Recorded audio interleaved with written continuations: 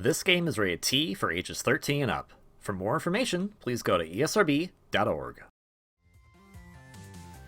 Hello everyone, Gunvolt here, but you can call me KV. Oshigatsu omedetou gozaimasu! Happy New Year, everyone! Kohaku is in her New Year kimono to celebrate the coming of the New Year, because that's totally what the date is right now. It's not a date. It could be if you're watching this video on December, January 1st. Yes, but this is another one of the costumes that Kohaku can wear. This is tied specifically if you change your date or if you play the game on January 1st. She will get this very fashionable kimono. So good for her. She is wondering what the year's zodiac is, year of the tiger.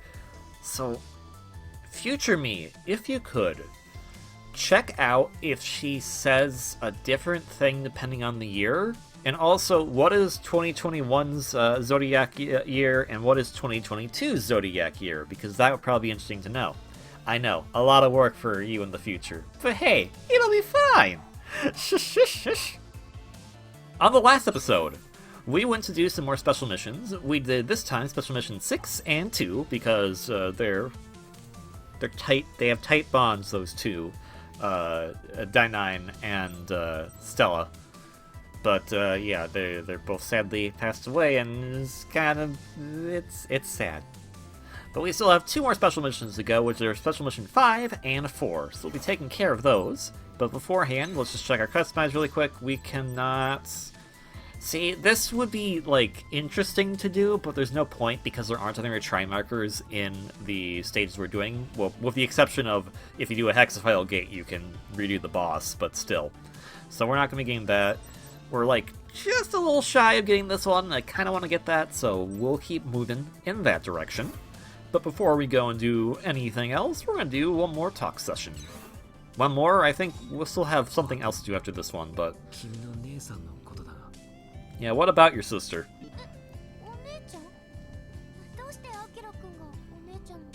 We met her? I like that we're able to do this because it's surprising how many conversations they put into the game that you might have not seen if you're just going straight through the game without doing the bonus stuff.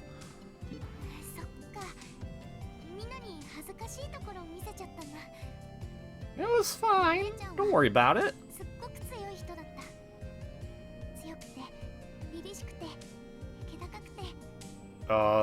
She's alive.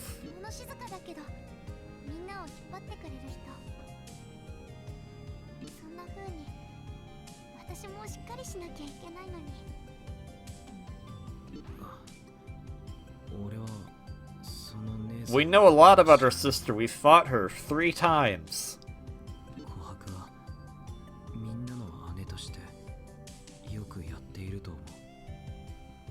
Aww, that was nice, Copen.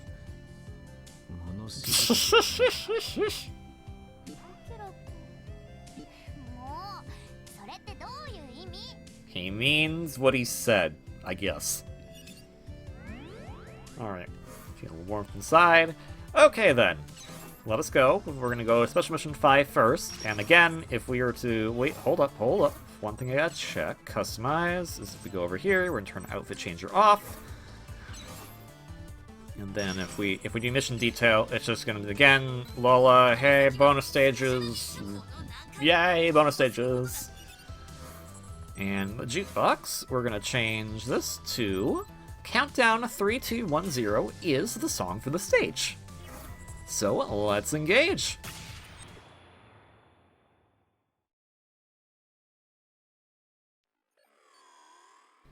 There they are. Jin. I forgot his name again. And Maria. Sorry, I keep forgetting his name. So, now that we have technically been in the game, I can without a doubt tell you, yes, this is in fact meant to be the data center from the first Gunvolt game. Again, this is basically, this is technically a sequel to the first Gunvolt game if, you know, there was a bad ending in that game. Technically speaking, anyways. I'm just gonna take that because I want the money. So this is indeed a Carrera stage from the first game, which I think is a really nice little detail. It's not obviously the same exact stage layout, but it's a good way to, A, use some assets again without being too heavy-fisted, and also just kind of a cool idea, because basically there was some kind of secret about Lumen/Jewel that we found here in the first game. And in this game, we found a password to the secret about the new iteration of Lumen, which would have been Mito, the butterfly effects. This particular stage isn't that bad, honestly. Like, I could probably do this without resorting to being gutless. But I'm kind of playing haphazardly at this point. I mean, I did take damage earlier from that dumb lightning enemy. Now, 3-2-1 Countdown, or Countdown 3-2-1-0 as a song, I like it pretty decently.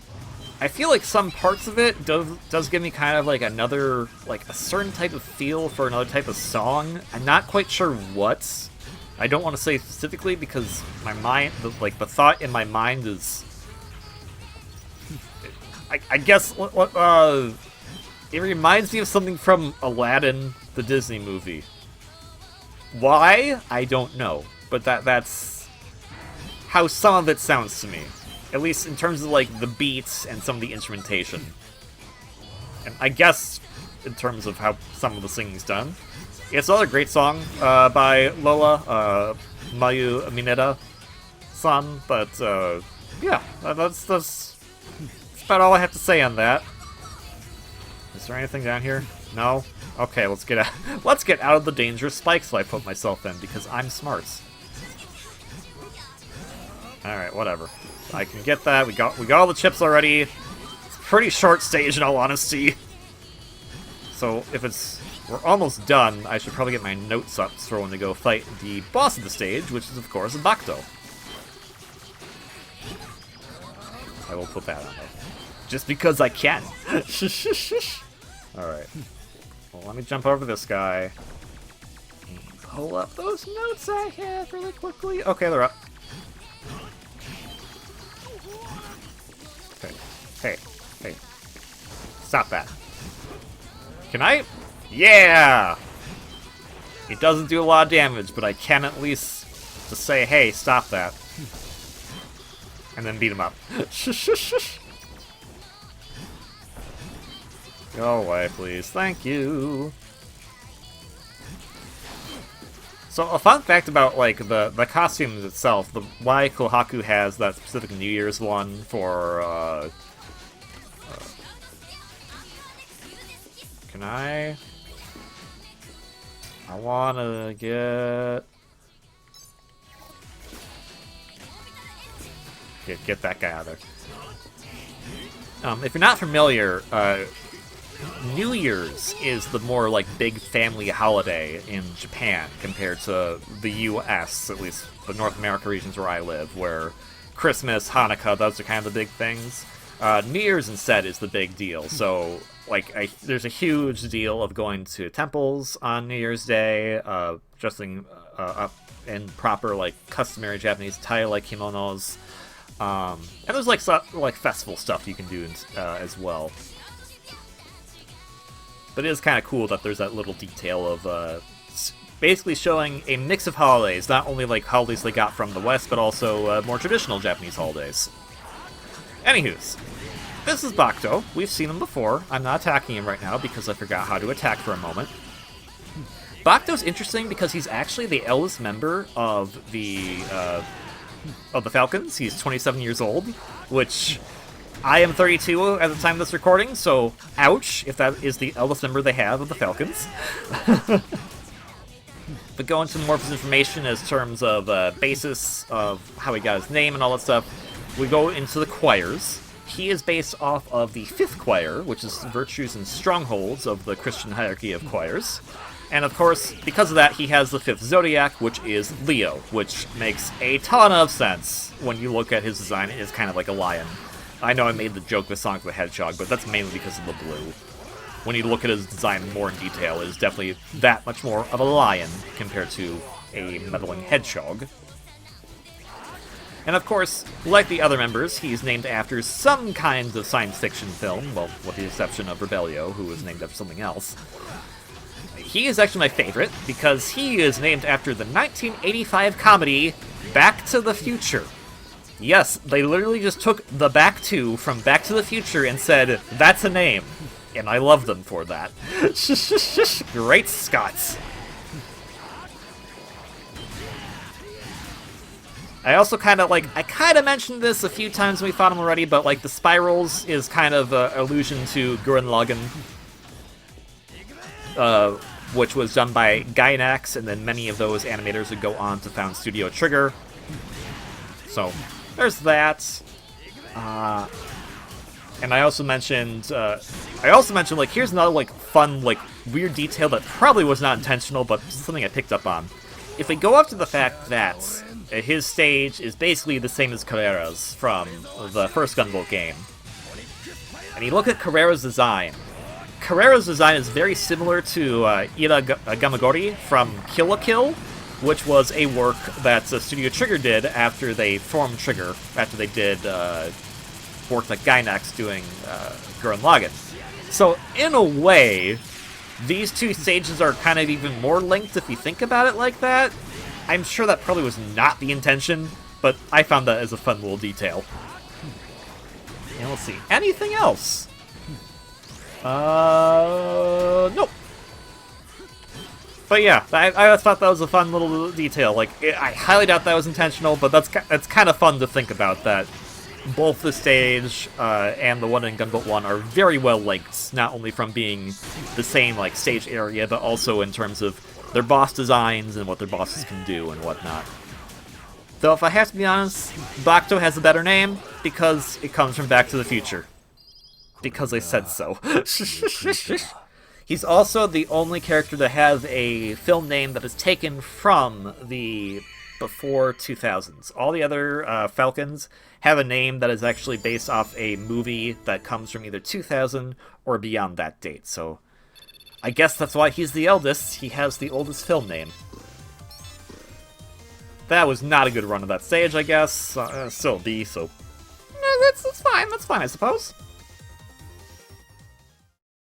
Of course, with that, we still have one more stage to do. And we got all the bonus items there. Yay. We don't have enough to get that other ability yet, but we might be able to, if I'm careful enough in Special Mission 4. But before we do that, we go to Customize, because we want to have our true idol battle. Well, we'll do a talk one more, just see if we have another talk thing that's new.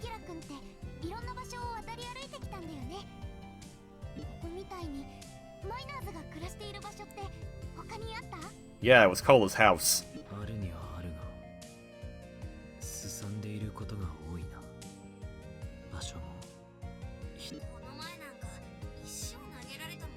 What?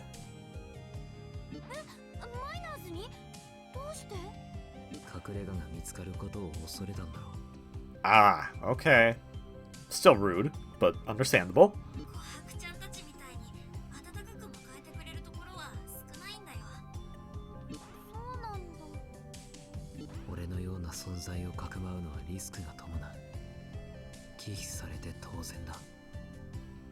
Yeah, I guess that's fair in a sense, especially because if he stayed there for too long, they'd realize, hey, wait a minute, you're not aging.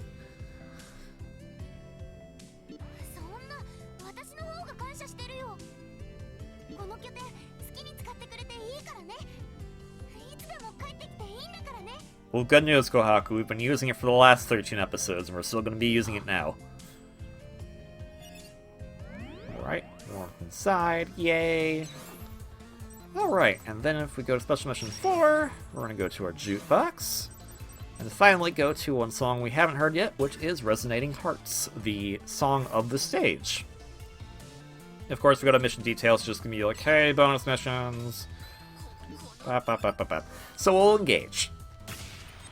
Because there is a lot I want to talk about this stage. It is my favorite stage in the game, so we're going to probably be here for a little bit longer than some of the other stages. Just a little bit. Now, Resonating Hearts is the name of the stage. However, As I mentioned before, I named all of the episodes after the song name that plays in the associating stage. Which may have you wondering, wait a minute, the song here is called Resonating Hearts? The episode title for when we went to the stage is called Full Throttle. What's up with that? Well, believe it or not, this stage actually has a song with lyrics. There was a special promotional CD that was done by the voice actress of Isola, who actually sang a song based off this particular track. The song in question was called Full Throttle, so I named the episode after that because it was technically her stage. Resonating Hearts, I believe I used in another episode title where it made a little more sense to me.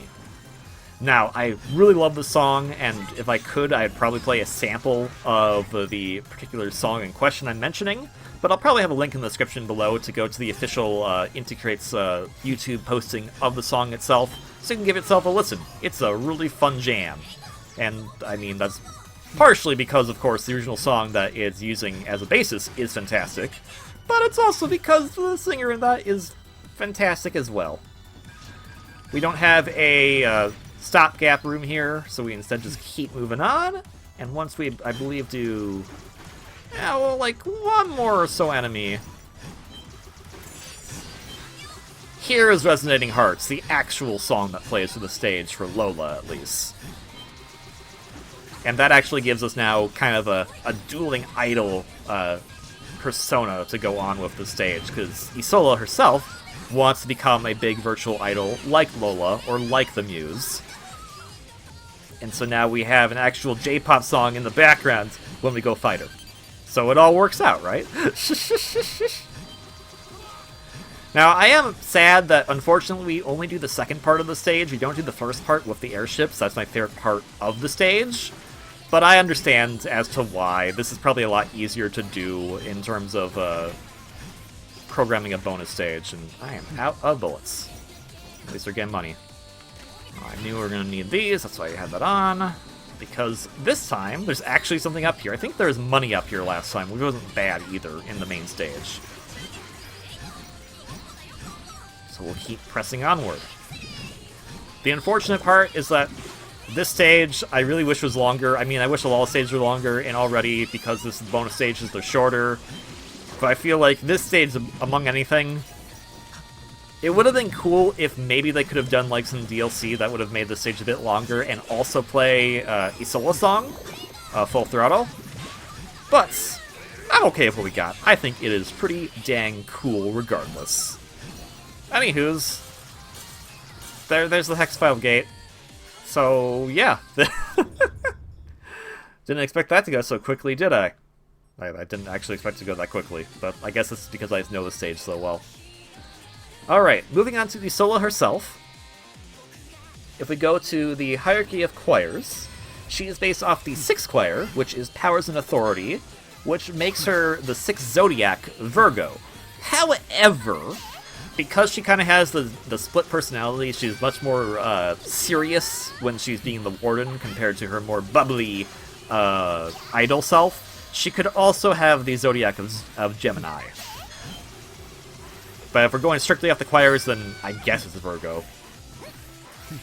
She is also 17 years old, which really begs the question as to what the heck Sumeragi's doing with hiring all these very young people, some who have gone to prison, to do their dirty work, but it's Sumeragi. What are you going to do? In terms of Isola's name, that comes from a 2000 science fiction horror film called Isola Person 13. I have no idea what it's about, but that's where the name comes from. So there you have that. Yeah, unfortunately her name isn't as interesting to figure out as Bakto's.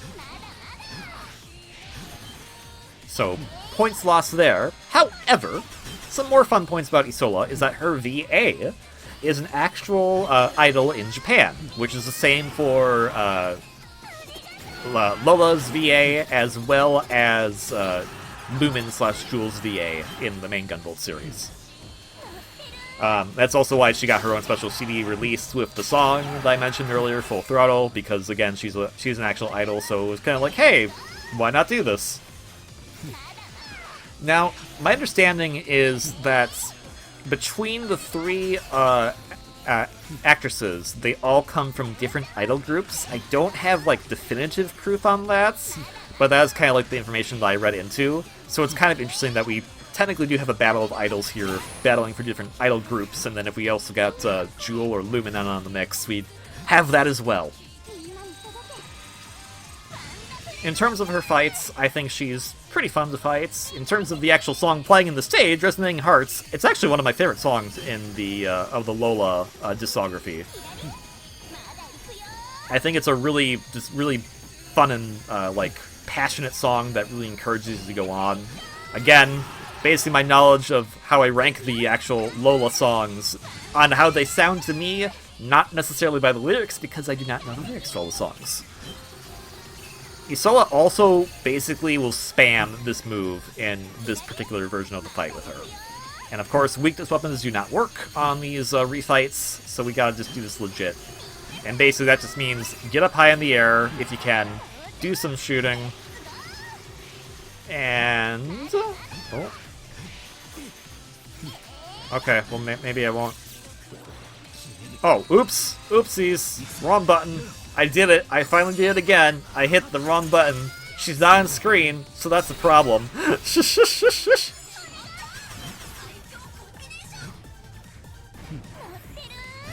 Alright, I guess she won the idol battle then, because I stopped singing. Or Lola stopped singing. It's fine. It's fine. It's probably fine.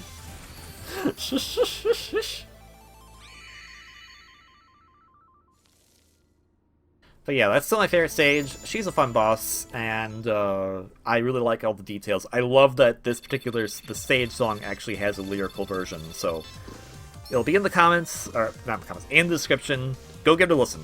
It's great. I love like all the little details and intricacies that Inti Creates does with all of their works. Now to get a B on that, so... and we unfortunately don't have enough money to get that third bullet. So where does that leave us here?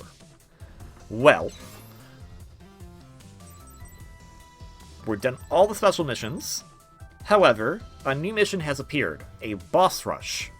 Boss rush is the last possible main mission you can do in the game, with an exception. Now, all of the normal stages have this thing on it that says Score Attack. I may have touched on this briefly, but I'll go over it again. Score Attack is you do the stage, there are no checkpoints, and you're effectively started at level 1. You will carry over some of your abilities, and you'll carry over all of the EX weapons you have. But other than that, you start at the lowest health, the lowest attack. Your goal is to get to the end of the stage and beat the boss. Again, there are no checkpoints, and I mean it for reals this time, so if you die to the boss, it's doing the entire stage over again. You do get a reward, however, for beating all of the score attack modes. I am not that skilled enough to do that. What you get is a special type of mission where it is just a harder version of the boss that you just fight. So if you wanted to go for a completionist, you would basically need to learn how to play the game extremely well, and then even more so when you go to the hard version of the boss fight. However, there was one DLC release that does contain this type of harder boss fight mission. I happen to have it. It is another fight against Blade. And if you want to see just how crazy these are, I will take a quick brief peek into this for you. We're not beating this. Just letting you know.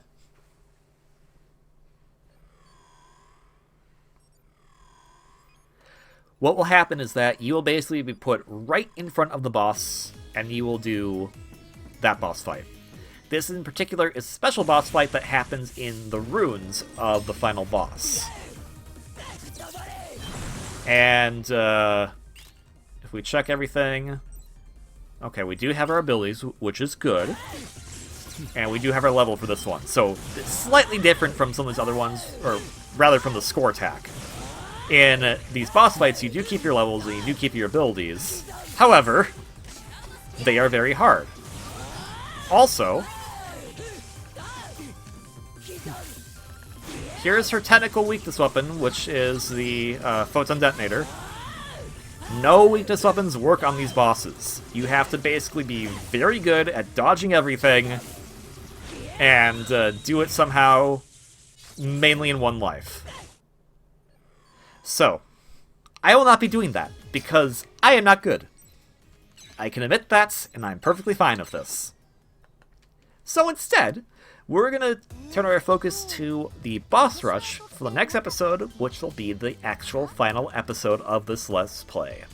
So, I will be showing one more thing off on the next episode as well, because I want to get that extra bullet for a reason, but I will show you how I did that and also just get it on the next episode fairly quickly. That all said, thank you so much for watching this episode of Let's Play Luminous Avenger X. If you like this video, please consider hitting that like button below, and if you want to see more content from me, please consider subscribing. Luminous Avenger X is available on multiple platforms. I am playing it on the Nintendo Switch, and it's also getting a sequel released in early 2022, which, hey, maybe by the time you're watching this, the sequel's already out. Go pick it up, give Inti Creates your support. They do a ton of fantastic game work. Most importantly, of course, though, is that I wish you all have a wonderfully great day. I will see you all on the next one. Until then, ciao!